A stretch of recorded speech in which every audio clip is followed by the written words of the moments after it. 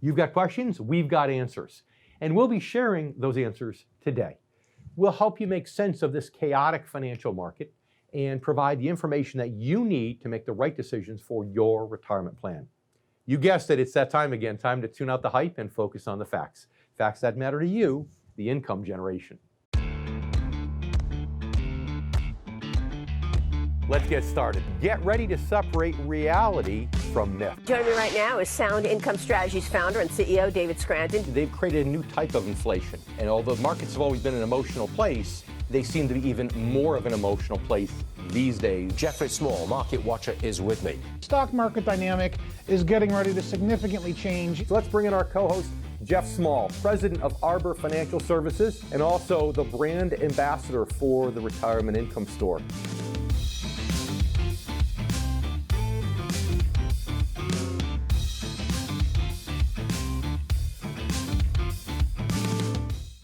You know, we cover a lot of topics on this show, and we share a lot of information.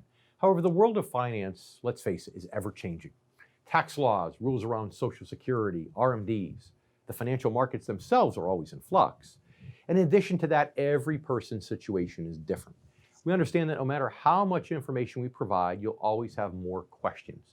And that's why the website and social media pages for my Retirement Income Store include an Ask Dave email and an Ask Dave phone number, where you can ask me all your retirement-related questions. We've gathered some of the questions you've asked in recent months, many of which I've already answered on our social media page. Today, I'll be sharing my answers more broadly on the show with the goal of educating the largest number of viewers. We'll cover a wide range of topics, and in the process, I know you'll discover answers to many of your own retirement planning questions. So stick around. Joining me and my co-host Jeff Small will be author and economics professor Dr. Laurence Kotlikoff, along with Texas-based financial advisor Dee Carter. But before we get to our first guest, let's hear some questions on two topics we've covered extensively on our show: Social Security and required minimum distributions. You know, Social Security and RMDs, as they're called, are always hot topics for Americans in or nearing retirement, more so than ever in this wake of COVID-19. And as you probably know, the coronavirus has prompted changes to rules and guidelines around RMDs and increased concerns about the solvency of the Social Security program. It's also forced a lot of Americans to re-examine their plans for taking Social Security and for satisfying their RMDs, which again are two of the most important decisions you can make in retirement planning. And we've covered these topics at length in many, many episodes of The Income Generation. But now let's answer a few of your specific questions. Dave, I'm in my early 50s and I'm wondering if I should wait to claim my Social Security benefits so that I can maximize them. Or should I start taking them as early as possible in case they aren't there in the future? You know, this is a common concern given the additional pressure being put on the Social Security Trust Fund by this COVID-19 recession. However, the answer is still going to be different for every individual, depending upon many factors. For instance, the healthier you are, or the more longevity you have in your family, the more sense it makes to delay benefits. The answer also depends upon your other retirement income sources, such as your pension or rental property that you might own. It also depends on how long you plan to work, and most importantly, on how all your assets are allocated. As for concerns about the program's solvency, the good news is that as of now, the trust fund is sufficient to guarantee full benefits for at least the next 10 to 15 years. So if you're in your early 50s right now, you can revisit this issue as you get closer to age 62. By that time, with any luck, Congress will have finally taken some action to protect the program, meaning that if all those factors line up, waiting to maximize your benefits could very well end up being the right choice. No matter your age or situation, that's a decision, though, that is best made with the help of the right financial advisor in alignment with your broader retirement strategy. Here's another one.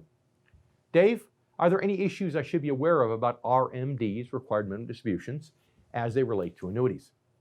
Of course, the answer is yes. If your annuity is one that's going to be annuitized in the future to give you a certain guaranteed payout, that process will effectively increase the amount of your required minimum distributions and therefore increase your tax bill. Now, if that payout is part of your income strategy, and you factor the RMD increase into your overall plan, because you plan on, let's say, spending that money or doing something productive with it, then it's possible that that annuity could still be the right option for you. However, if you haven't covered this issue, if you haven't discussed the issue with an advisor who specializes in retirement income, and you don't want to pay taxes on all that extra income that you don't want or need, then you'll definitely want to approach that financial advisor with that proper specialty to find out what to do. Now, while an annuity can be an excellent tool for investors seeking reliable income, oftentimes with minimal risk, there are almost an infinite variety of annuities available. Choosing the one that's just right for you is critical. And also finding out if one is right for you in general is critical. We'll be talking more about annuities and answer more of your questions coming up in just a bit. Right now, it's time to welcome my good friend and co-host, Jeff Small, president of Arbor Financial Services, a retirement income store located in Melbourne, Florida. Jeff is also our very own brand ambassador for the retirement income store and Amazon best-selling author of the book, Turning Financial Planning Right Side Up.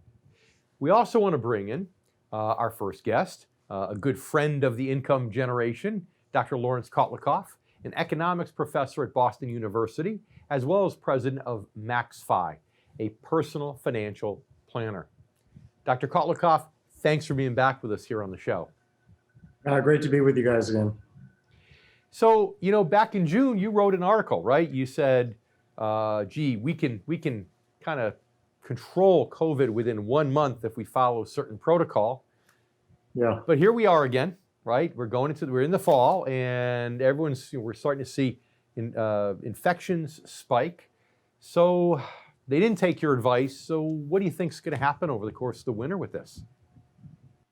Well, unfortunately, I was even talking about that back in March 31st. I checked back last night, and other people, I wrote probably 5 articles for Forbes and one for The Hill, and there was an article by a couple French economists in the Washington Post on March 31st.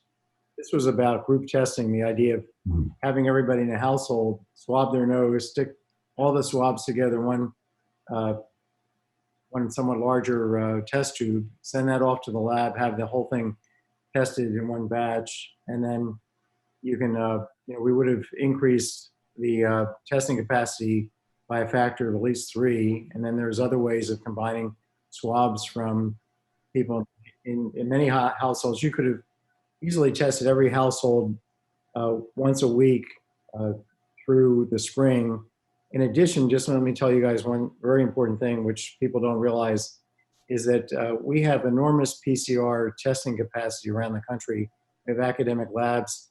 There are probably tens of thousands of PCR machines all over the country. My brother, who's the provost at Cornell, told me they have hundreds of these machines at Cornell. They're just using one right now to group test their students at Cornell. They just need one to do 7,000 a day. So we had the testing capacity. We have it now. But the key thing is we're like at day 0 for 90% of the population. This is like we're back in February, except 10% of the population's already been infected and either died or recovered. So we're really in a position to do this group testing starting today. If we get some leadership to do that at the presidential level. And also there's another great option that's coming along here, which is rapid home tests. I was going to ask you about that, and we've got 45 seconds left before the commercial break. Tell us about these home tests. Do you think it'll really happen? Yeah, I have some right here. They're just little cassettes. You swab your nose, you put in some liquid, put it in this little plastic cassette, and then there's a strip of paper, and it goes, there's 2 stripes. If both stripes turn red, you're positive. And there's about 10 companies, and yes, it will happen. I think the FDA will be approving it in a few weeks. Yeah. Immediate results, you're saying? We'll be able to get results in about 10 minutes, and then you'll be able to use a passport. You'll take a picture of it, send it to a restaurant to get a reservation, tell your teachers of your kids that you can that they're okay to come to school. Yep. It's okay to go to work. Yeah, it's like a pH test or a keto strip. That's That's awesome. I wasn't even personally aware of that at this stage. We need to take a quick commercial break. Stay with us. We'll be back in a moment right here on The Income Generation. I'm David Scranton. We'll be right back.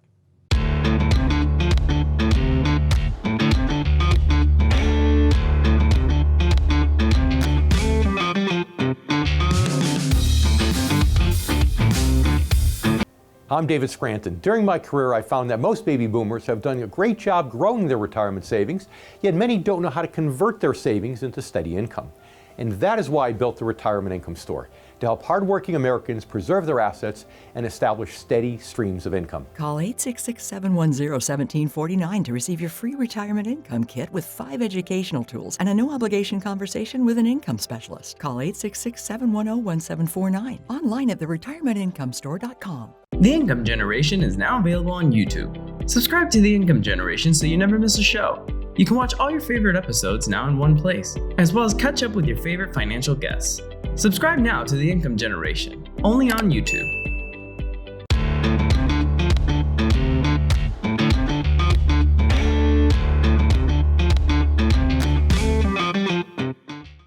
We recently devoted an entire episode of our show to annuities, one of the most misunderstood financial tools out there, which is why I'm not surprised to frequently get questions like this.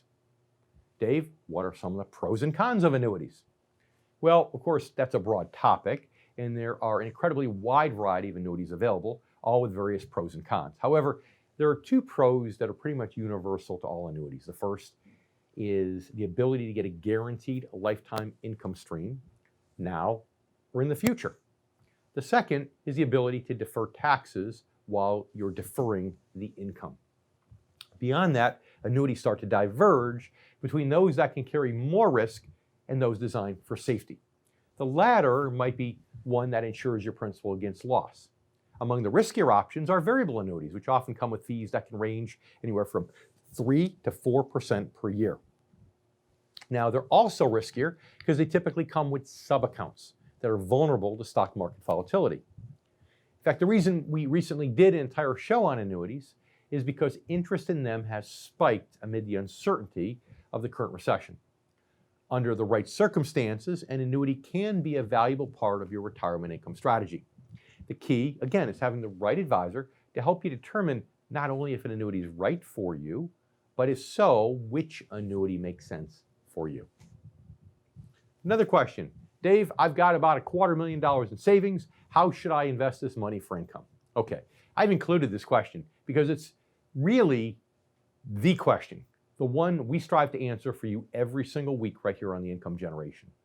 It's a good follow-up to the question because the question about annuities, because it tees up a broader discussion about the universe of conservative income-generating financial strategies other than annuities. Options in the conservative category, for example, include things like individual government bonds, CDs, insured municipal bonds. If you get to the moderate category, you're talking about things like corporate bonds, preferred stocks. If you're willing to take a tiny bit more risk, your options can include things like business development companies, BDCs, real estate investment trusts, REITs, or even some high dividend paying common stock. What these options all have in common is they're designed to generate income through interest and dividends at competitive rates of return. That means return in the form of income rather than capital gains. And that's income that you can use to meet your needs and goals, or if you don't need it, you can reinvest in other income generating strategies to grow your portfolio organically. As I like to say, growing your money the old-fashioned way.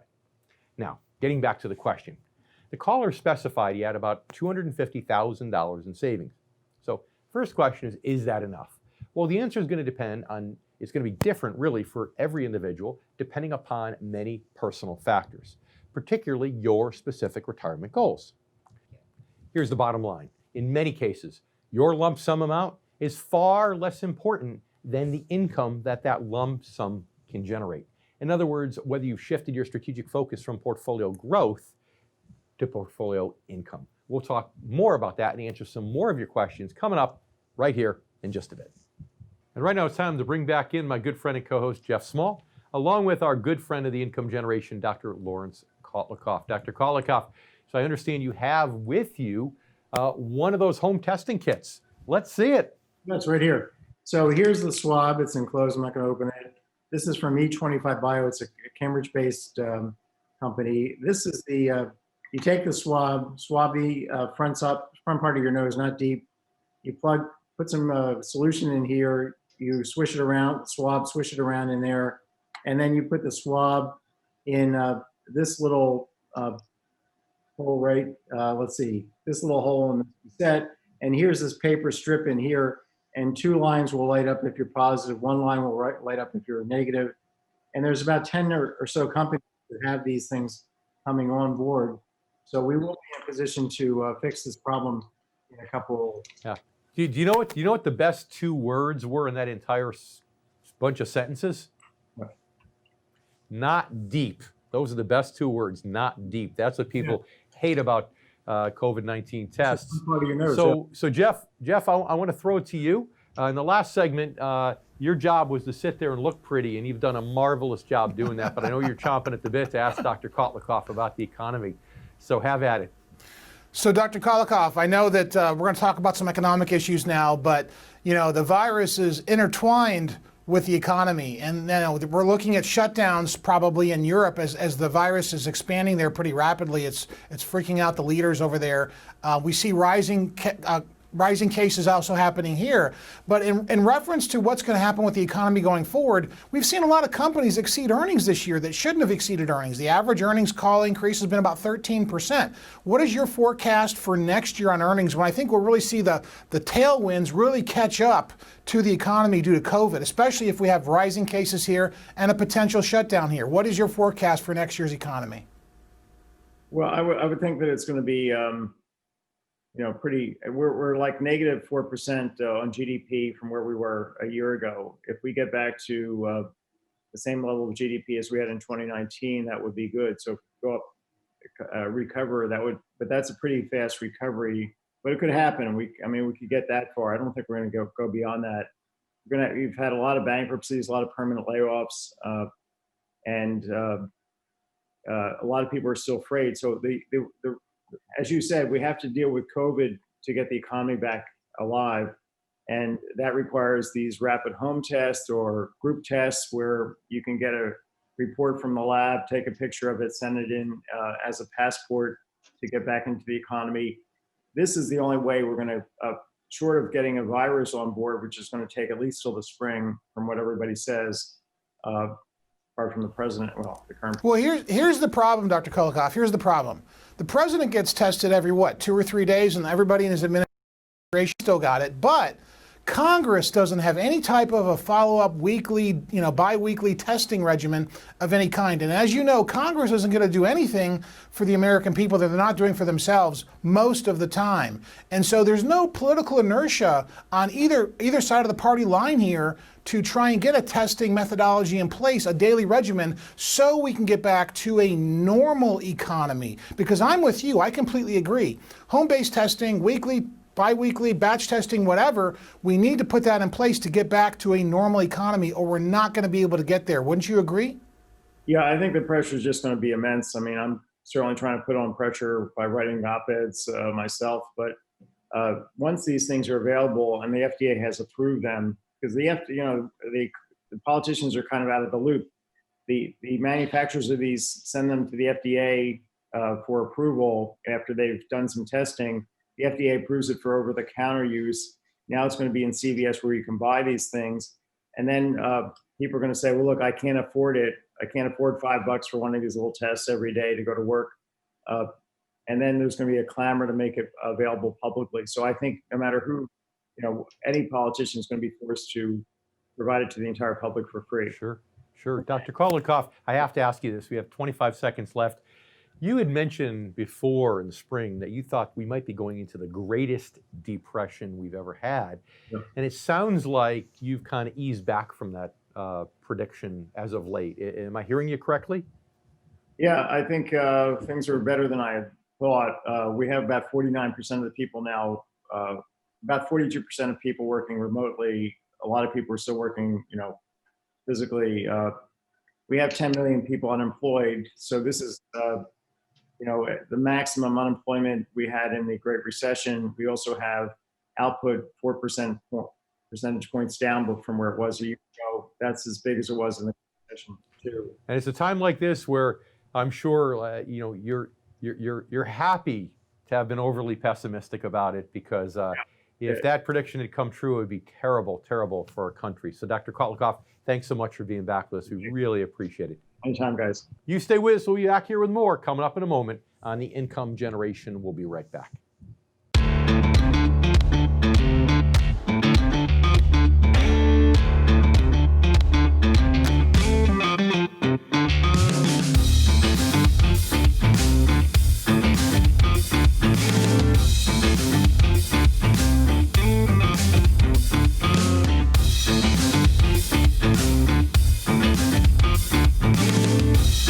For behind-the-scenes photos, retirement planning tips, and upcoming giveaways, follow the Income Generation Show on Facebook.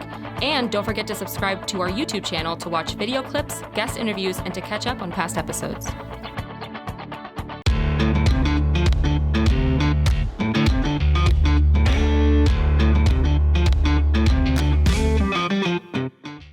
Here's another question I recently received. Dave, I'd like to know more about less risky income-producing investments for the future. What are my options? This question is a good follow-up to the one that launched our discussion about the whole range of investment choices available, from conservative income-generating strategies to more moderate and then to more aggressive growth-based options. The answer here depends on how you personally define the term less risky.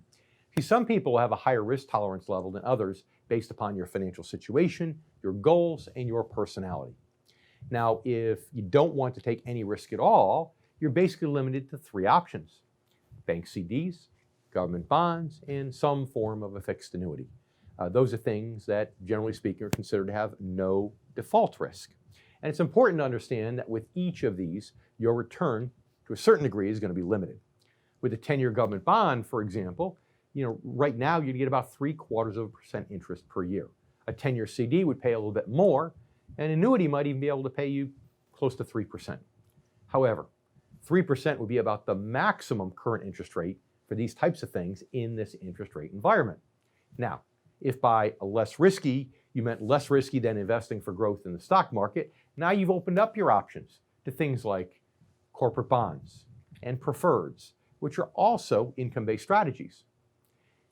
Risk is obviously an important topic. It's an important consideration when it comes to investing, since no investment is 100% risk-free. However, it's important to understand there are different types of risk. With certain income-based investments, you might be willing to risk fluctuations in the value of your principal, so long as your rate of income doesn't change. Or you might be willing to risk changes to your income in order to achieve some potential for additional growth. There is also the outside risk of bankruptcy and default by the issuer of a bond or bond-like instrument, even investment-grade bonds and bond-like instruments. And in my experience, most advisors don't really understand the nuances involved in these various types of risks or how to mitigate them on behalf of the clients. So then, why would they? Well, most advisors focus primarily on aggressive growth-based strategies, where the notion of risk is much simpler. If the stock market shrinks, your portfolio shrinks with it. If it shrinks by 50% or more, as it did twice in the last 20 years, so does your retirement savings. Now, this isn't to say you can't stay in the stock market game after you've switched your strategic focus from growth to income, but just understand that after age 50, an actively managed portfolio of high dividend-paying value stocks can be a more practical approach than perhaps your current growth-based stock strategy. Here's another one. Dave, I'm not ready to retire quite yet, but I believe my husband and I have planned well for it. We're interested in reviewing our retirement and making sure we didn't miss anything. Do you have any unusual strategies that could work for us? Well, I included this because I thought the word unusual was an interesting phraseology in this question, because people do sometimes think that any financial plan not built firmly around stocks or firmly around mutual funds is unusual. But here's the truth. It's because over the last 40 years, we've been conditioned to think of Wall Street as the only game in town. Before that, right up to the 1970s, 30s, 40s, 50s, 60s, conservative income generating strategies like the ones that we talk about here on the show were largely popular with Americans approaching or in retirement. Not only do these strategies still exist, but there's a broader and more versatile range of them than ever before. So as for the question itself, in order to determine what strategies might be right for you, start looking at your statements and calculating how much interest and dividends they're currently generating. If it isn't at least 4%, the amount you'll need to satisfy probably your income needs without the risk of spending down your principal, and certainly the amount required to satisfy your RMDs down the road, then I would suggest scheduling a meeting with a financial advisor who specializes in retirement income. Now let's welcome back my good friend and co-host, Jeff Small. So Jeff, interesting. I tend to be narrow and deep. I know a lot about the financial markets, and that's the news I follow. You tend to be a little bit broader in your knowledge base. So I didn't know these at-home testing kits were really here. Did you? Well, I know that they've been around for sale for a while, but a lot of companies were charging, $100, $120 for the home testing kits. But you can get them done at your drive-thru at a Walgreens or CVS for $5 now, and put your swab in the receptacle outside the pharmacy's window on the drive-up after he gives it to you. So anybody that wants to get tested can, but I think Dr. Kotlikoff's point was to make the economy healthy again, we really need to have broad-based testing, batch testing with every citizen, every household in the country so we can go out there and be COVID-free. That's how we get the economy back to where it needs to go, Dave, because we all want the economy that we had. I'm fielding lots of calls today from people who are terrified about what's going to happen going forward, not just from the virus, but from all of the issues we're facing today. And so what are you hearing out there? Are you hearing the same thing? Yeah, it depends. Some people are just saying, I'm going to go out, I'm not going to worry about it. Other people are saying, hey, I want to stay, be really careful, worried about the fall and the winter, and we need to pull back and isolate. As far as the economy is concerned and people's money, I think maybe people are actually a little too complacent. I was really happy to hear that, he retracted his prediction of the greatest depression ever. That's great.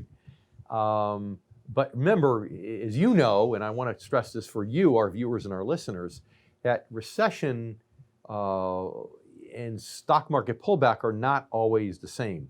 And, right now, we just still have a lot of uncertainty out there. And my concern is that we can still see a 20% pullback, which would put us technically in bear market territory, even if we're only down 4% on GDP. So that's really the biggest concern that I think, Jeff, our viewers, our listeners have to pay attention to. We're part of the income generation who can't afford huge losses unless they've made that transition from the G to the I. Yeah, Dave, I completely agree with you on that stuff, but I'll tell you, there's no inertia in any part of the country to do test, in any part of the world, any part of the globe, to test everybody on a batch basis, test every household, test every member of the household. And that's really how we heal economically. So if we want the economy to get back to where it goes, Dr. Kotlikoff is exactly right about that. He was wrong about the Greatest Depression, but he's exactly right about batch testing. And I guess he called it testing by impunity versus trying to develop herd immunity. And we know herd immunity is not possible, and our economy is going to face challenges as long as the virus is hanging over everybody's head. There's going to be some type of economic stifleness going on across the board, but especially in sectors like, housing and, not housing, but hospitality, travel, and leisure. Housing is doing phenomenally well because of the low rate environment, but that's the bright, shiny object for now. Yeah. Well, herd immunity is possible, but the way we're doing it's going to take forever. In which case, it's kind of like jumping in the swimming pool. Do you want to dive in at once and then, okay, it's over? Or do you want to go in one toe at a time? If you go in one toe at a time, the agony takes longer. And I'm not suggesting we should just jump in and everybody go out and start hugging and kissing each other in public and transmitting the virus. But the longer we stretch it out, the longer it's going to take for some of these industries to come back. And as you said, some of them never will. You don't want to dive into a COVID swimming pool, Dave, with everybody? No, I don't want to dive into a COVID swimming pool. In fact, there's some group events, and just a week and a half ago, we had the Fort Lauderdale boat show down here in Fort Lauderdale. I was wrestling the entire time. Do I go? Do I not go? Everyone's wearing masks, social distancing. And I have to admit, I finally wimped out. I finally decided, I just don't need to be around thousands and thousands of people in this environment. So try to be safe about it. So Jeff, we need to take a commercial break, and you stay with us. We have much more coming up right here on the Income Generation in just a moment. We'll be right back.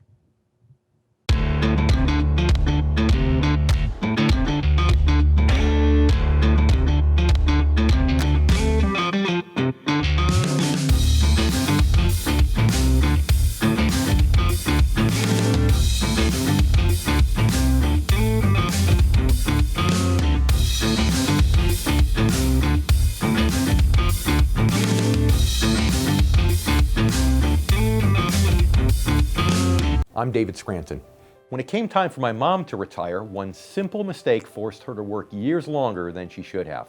And that's why I started the Retirement Income Store, to help hardworking Americans 55 and over plan for the retirement they deserve. I couldn't help my mom, but maybe I can help you. Call 866-314-7227 to receive your free retirement income kit with 5 educational tools and a no-obligation conversation with an income specialist. Call 866-314-7227. Online at theretirementincomestore.com.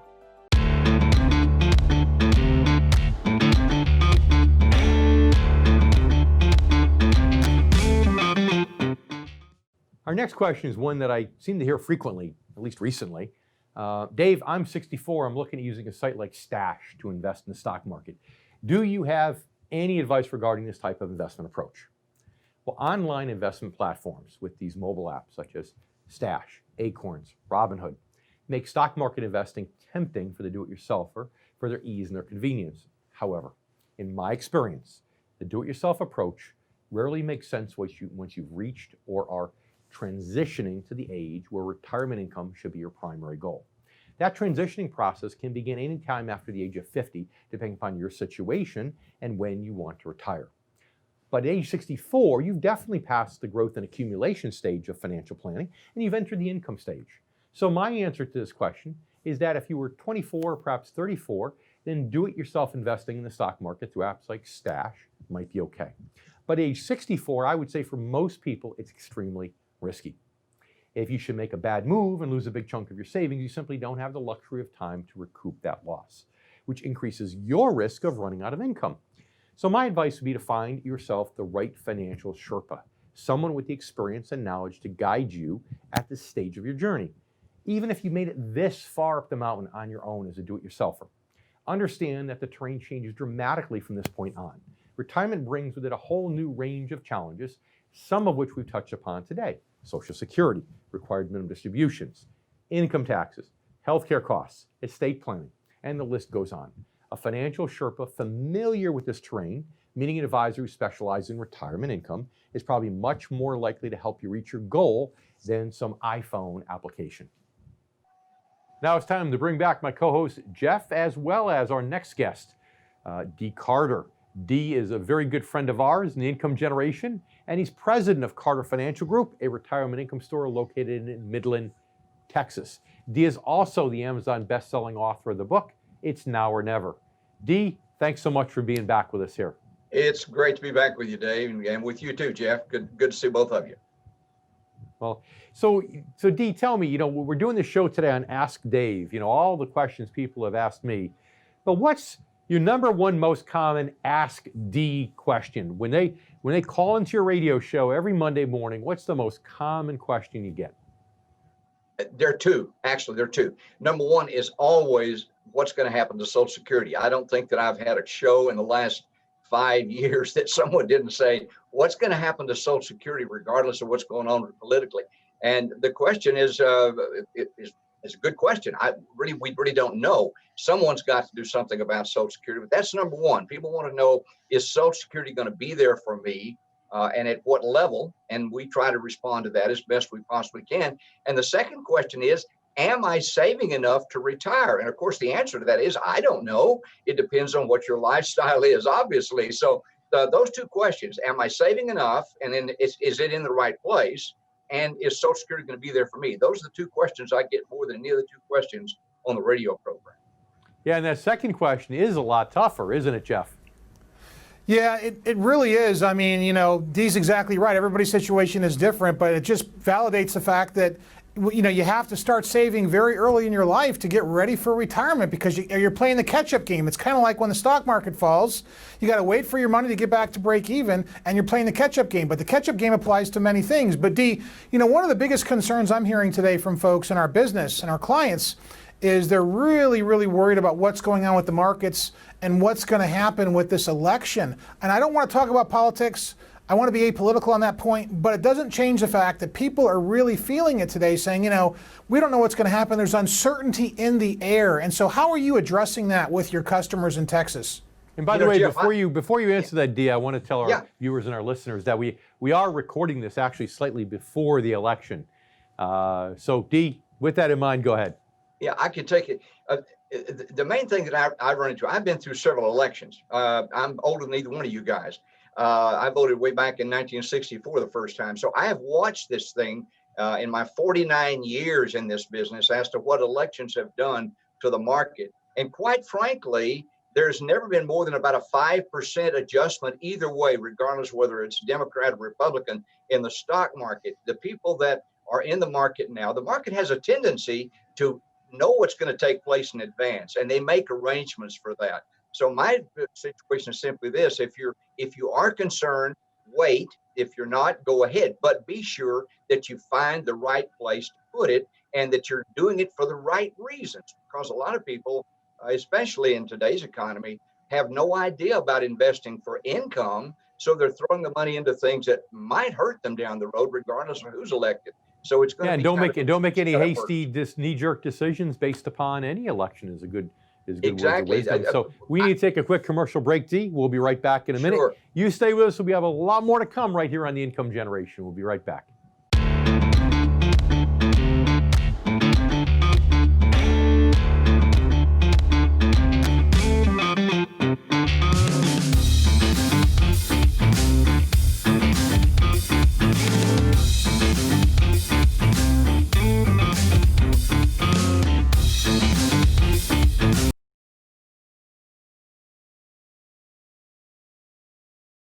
Welcome back to the Income Generation. I'm David Scranton, here with my good friend and co-host Jeff Small, as well as our good friend and a good friend of the Income Generation, Dee Carter, president of Carter Financial Group, a retirement income store in Midland, Texas.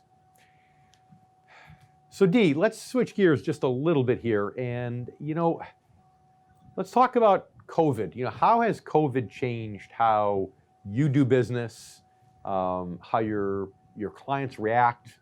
Talk to us a little bit about that. That's an interesting question because we have had to make some changes.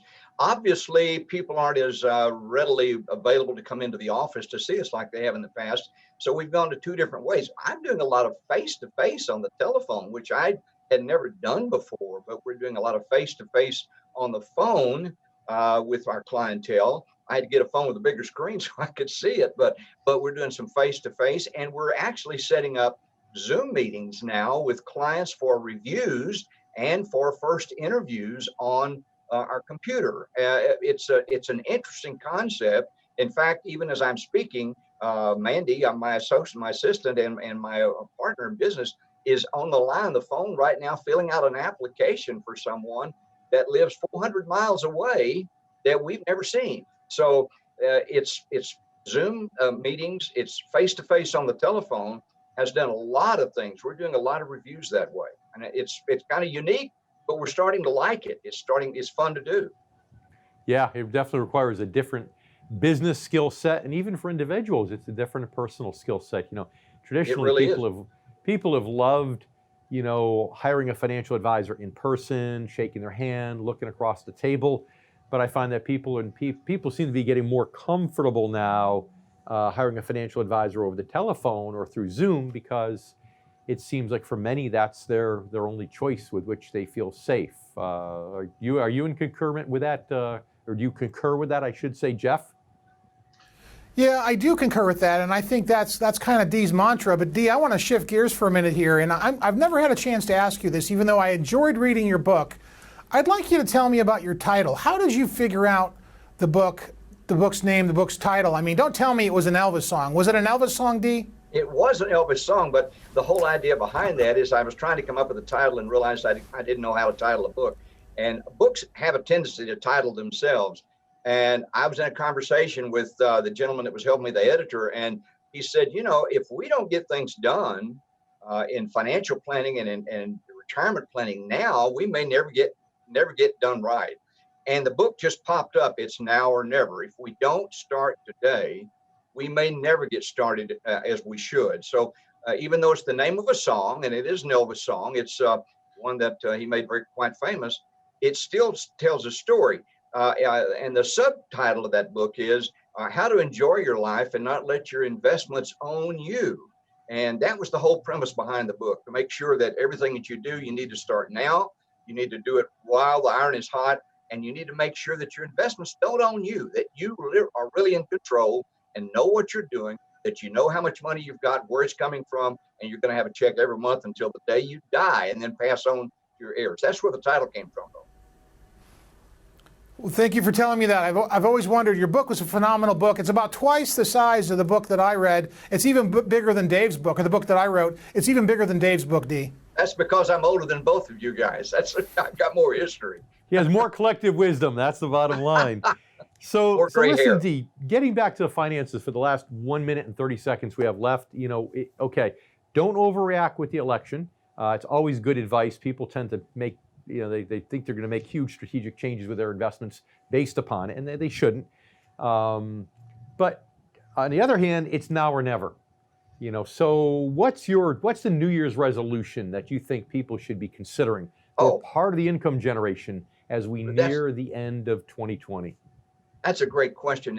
And the resolution that we're trying to get across to people is, if you haven't started, it doesn't matter how old you are, what your economic status is. If you haven't started doing something for planning down the road, now is the time to do it. And your New Year's resolution ought to be to decide what you're going to do, how you're going to do it, and with whom, and get started January the 1st, if not before, on planning for what you want to do when you retire. You don't have to retire. You really don't. I'm not retired. I'm well past retirement age, but I love what I do. But you need to plan like you're going to, in case something happens health-wise or otherwise that would make you do so. So your New Year's resolution is simply this: get started now. Get started planning. Regardless of your age, regardless of what your situation is, get started now. Decide how much you can put away, how you're going to do it, where you're going to put it, and stick with it. That's the New Year's resolution that I'm telling my clients. Great advice, D, and I'd add to that too, if you're part of the income generation, if you haven't already, it's never too late to start making that transition from growth to income philosophically when it comes to your investments. D, thanks so much for being back with us. We really do appreciate it. I enjoyed it. Thank you very much. You stay with us too. We have Jeff. much more coming up on the income generation. We'll be back in a minute.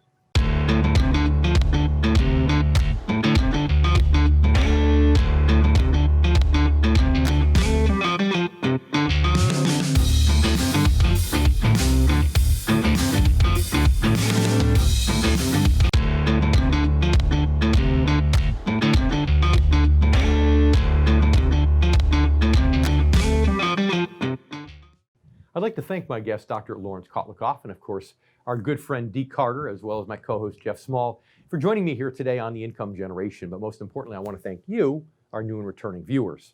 As I noted at the top of the show, we provide a lot of information each week on the income generation. But the world of finance is ever changing, and every investor's situation is different. We know that no matter how much information we share, you'll always have more questions which I'm happy to answer.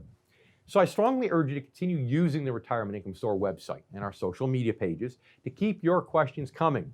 In the meantime, let's recap a few of the things we've talked about today in response to your questions. First, obviously, be aware that COVID-19 and this crisis has impacted required minimum distributions and Social Security in various ways. And as a result, many people have had to revise their plans for satisfying these RMDs or for when and how to take Social Security. If you haven't discussed this issue with your own financial advisor, it might be a good idea to do so. Second, be aware that while annuity can potentially be a valuable part of your income-based financial strategy, it's important to work with the right advisor to determine not only if an annuity is right for you, but which annuity is right for you. Third, keep in mind that the conservative strategies offered by advisors who specialize in retirement income were once extremely popular with everyday investors. Today, there's a broader and more versatile range of these options available than ever before.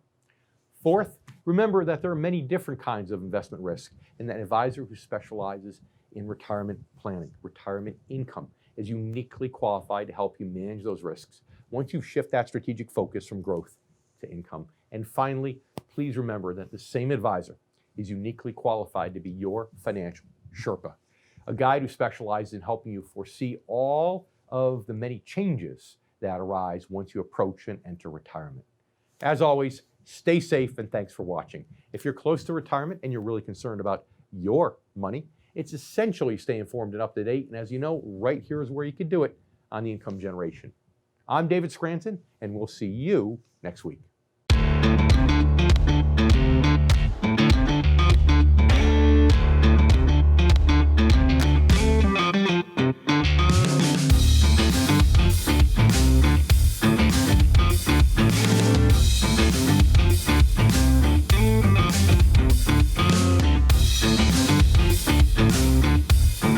The Income Generation is now available on YouTube. Subscribe to The Income Generation so you never miss a show. You can watch all your favorite episodes now in one place, as well as catch up with your favorite financial guests. Subscribe now to The Income Generation, only on YouTube.